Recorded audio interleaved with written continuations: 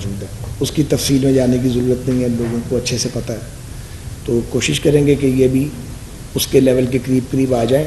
یہ بنیادی طور پہ پلان یہی ہے کہ پاکستان ریلویز کو اپنی ٹرینز کو اپ گریڈ کرنا ہے. اس بار تو وسائل ہیں ہی نہیں بالکل، لیکن میں ان کو یہی مشورہ دے کے جاؤں گا کہ یہ گریجولی ریلویز کو اس لیول پہ لائیں جب اکانومی کلاس جو ہے وہ اے سی اسٹینڈرڈ کو اکانومی کلاس قرار دیا جائے. کیونکہ جس طرح کا پاکستان ملک ہے، یہاں پہ جب ونڈو کھلتی ہے، سردی ہے اور گرمی میں لو چلتی ہے اور اس سے مسافر جو ہے وہ کمفرٹیبل نہیں ہوتے، پھر مٹی اور گرد کا ایک طوفان ہوتا ہے ٹرین کے اندر. تو اگر یہ بیچ میں یہ کھلواڑ نہ کیا جاتا پاکستان میں جو کیا گیا 17 میں، تو اور یہ نظام چلتا رہتا، تو ہمارا پلان یہی تھا کہ نیکسٹ 5 ایئرس کے اندر ہم اس قابل ہو جائیں گے کہ 80-90% جو اکانومی ہے اس کو ہم اے سی اسٹینڈرڈ کے اندر کنورٹ کر دیں گے. بہرحال اس وقت یہ 2 ٹرینز جو ہیں ان کو بھی ہم ہائی فائی ٹرینز بنانے کے لیے جا رہے ہیں، تاکہ گرین لائن پہ پریشر بہت ہے پیسنجرز کا، تاکہ ان کے لیے آپشنز ان کو مل جائیں کہ اس لیول کا سفر یا اس سے قریب اس کے لیول کا سفر جو ہے وہ باقی ٹرینز پر بھی ہو. دوسری گزارش یہ ہے کہ عید پہ اسپیشل ٹرینز اس بار بھی انشاءاللہ چلیں گی، اور سمر سیزن میں ہم سیزنل ٹرینز بھی پلان کر رہے ہیں چلانے کے بارے میں، جن میں عوام ایکسپریس، شالیمار اور بہاؤالدین زکریا شامل ہیں. سیزنل ٹرین، یہ موبائل کائنڈلی بند کریں گے. اس کے علاوہ امپورٹنٹ عوام، شالیمار اور بہاؤالدین زکریا ایکسپریس یہ پلان کر رہے ہیں. اس کے بعد ہم ایک پشاور سے کراچی تک براستہ پنڈی نئی کارگو ٹرین چلانا چاہ رہے ہیں جو 1250 ٹن سامان لے جانے کی صلاحیت رکھتی ہوگی. اس کے لیے جلد ہی ہم RFP جاری کریں گے انشاءاللہ تعالی. بنیادی طور پہ بہت بڑا فائنینشیل کرائسس ہے. اتنا بڑا فائنینشیل کرائسس میں نے تو ریلوے میں پہلے نہیں دیکھا تھا، بہت ہی بڑا ہے. یعنی تنخواہیں دینا اور پینشن دینا میں ہر بار بتاتا ہوں کہ وہ ایک مسئلہ بنا ہوتا ہے. تو اب جو ہمیں کامیابی ہوئی ہے وہ جو پہلے پچھلے ٹینیور میں اس شعبے میں نہیں ہاتھ پڑ سکا تھا، وہ تھا برانڈنگ. تو ہم آپ دنیا میں جاتے ہیں دیکھتے ہیں کہ ریلوے اسٹیشن جو ہیں وہ وہاں پہ ایڈورٹیزمنٹ کے لیے جگہیں ایلوکیٹ کی ہوئی ہیں. ہمارے یہاں یہ تصور ہی نہیں تھا. بہرحال ریل کارپ نے بڑا اعلیٰ کام کیا ہے اور ہم بالکل اپنی ہدف کے قریب آ گئے ہیں. اور پہلے مرحلے پر ہم پائلٹ پروجیکٹ کے طور پہ لاہور کا سٹی ریلوے اسٹیشن اور رائیونڈ کا جو اسٹیشن ہے اس کو، گرین لائن کو اور ریل کارز کو، ان کو ہم بڈنگ کے ذریعے جو ہے وہ برانڈنگ جو ہے اور ایڈورٹیزمنٹ اس کے لیے اوپن کرنے جا رہے ہیں. اگلے چند ہفتوں میں یہ ہو جائے گا انشاءاللہ. توقع ہے کہ اس سے بڑا ریونیو آئے گا، اور اگر ہم اس میں کامیاب ہو گئے تو پھر اس کو ہم گریجولی پورے ملک میں امپلیمنٹ کریں گے. اور یہ ایک ایسا سورس آف انکم ہوگا جس پہ پاکستان ریلویز کا 1 روپیہ بھی خرچ نہیں ہوگا. انسٹالیشنز موجود ہیں، آپ کے لیول کراسنگ موجود ہیں، ریلوے اسٹیشنز موجود ہیں، ان کا استعمال ہوگا. ایک تو وہ کلرفل ہو جائیں گے، اٹریکٹیو ہو جائیں گے، LCD سکرینز لگ جائیں گی، لوگوں کی بھی دلچسپی بڑھ جائے گی، اور وہ جو بوریت ہوتی ہے مسافر کی وہ انتظار میں بعض اوقات اس میں کمی آئے گی آبویسلی، اور ریلوے کا ریونیو بڑھے گا.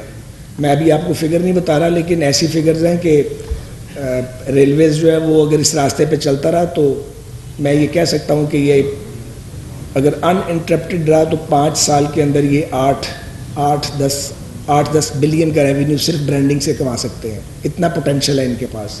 بہرحال میں انشاءاللہ اس ٹینیور کے خاتمے سے پہلے یہ شروع کر جاؤں گا اور ان کو انکم شروع ہو جائے گی. اگلی بات یہ ہے کہ دوسرا جو امپورٹنٹ ہے وہ لینڈز ہیں. ہم سپریم کورٹ آف پاکستان کے پاکستان ریلویز کا محکمہ شکر گزار ہے کہ 2 چیف جسٹس صاحبان کے آرڈر سے کہ ریلوے لینڈز کو آپ استعمال نہیں کر سکتے کمرشل کے لیے، وہ ہمیں ریلیف ملا ہے آنریبل سپریم کورٹ سے.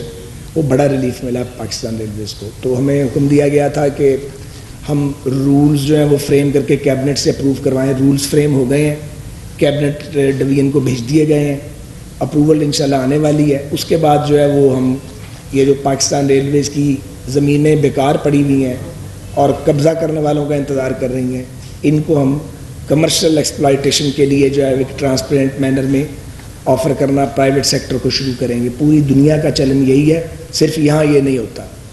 تو اس میں خطرہ موجود ہے کہ آپ کو پھر کھایا پیا کچھ نہیں، گلاس توڑا باران ہے. پھر وہی دوبارہ دھکاشاہی نہ شروع ہو جائے، کیونکہ اس ملک میں ہر 5-7 سال بعد دھکاشاہی ہوتی ہے، لیکن اب کیا کیا جائے؟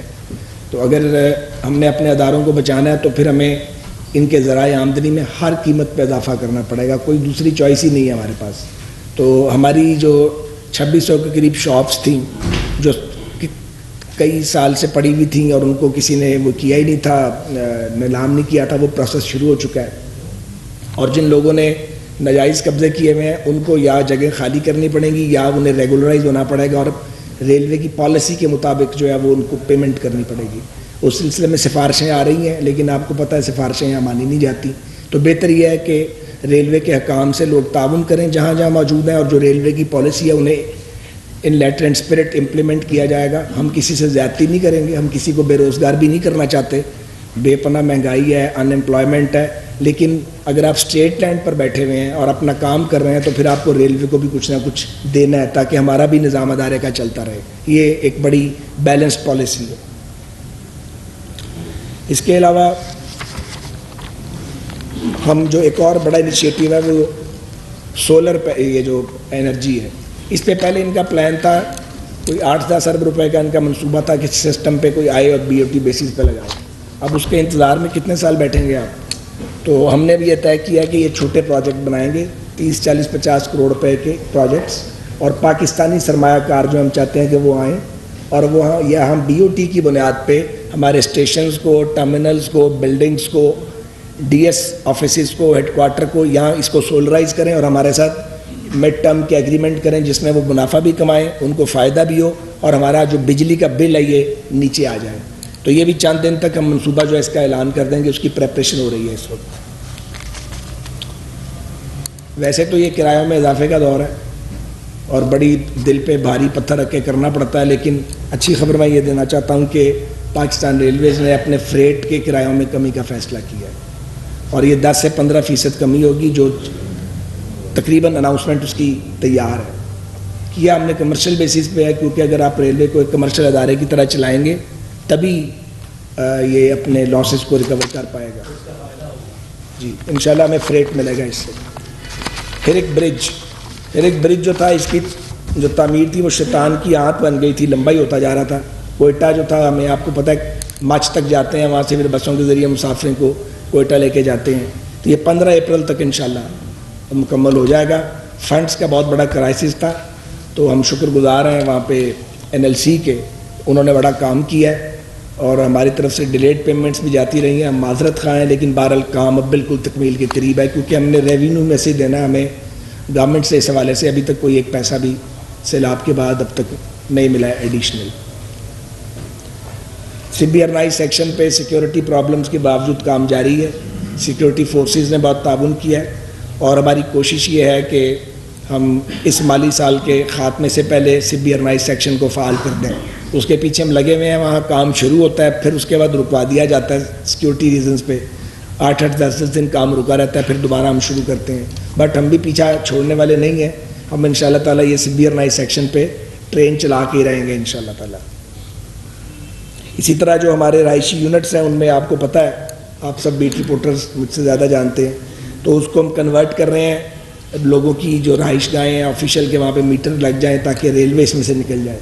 تو ہمارا ہدف یہ ہے کہ تقریباً جون 23 تک 5,500 میٹر جو ہیں بجلی کے وہ اور انسٹال ہو جائیں، تاکہ یہ جو تھیفٹ ہے بجلی کی یہ بھی کم ہو اور ریلوے بیچ میں سے نکل جائے، اور جو پاور سپلائی کمپنی ہے وہ ڈائریکٹ اپنے کلائنٹ کو ڈیل کرے۔ یہ جو میں نے آپ کو بھی سولر پینلز کا بتایا، یہ 51 بلڈنگز ہیں جن پہ ہم سولر پینل کی انسٹالیشن فیز 1 میں جو ہے وہ آفر کریں گے انشاءاللہ تعالیٰ۔ اور بھی بہت سی باتیں ہیں لیکن لمبی ہو جائیں گی۔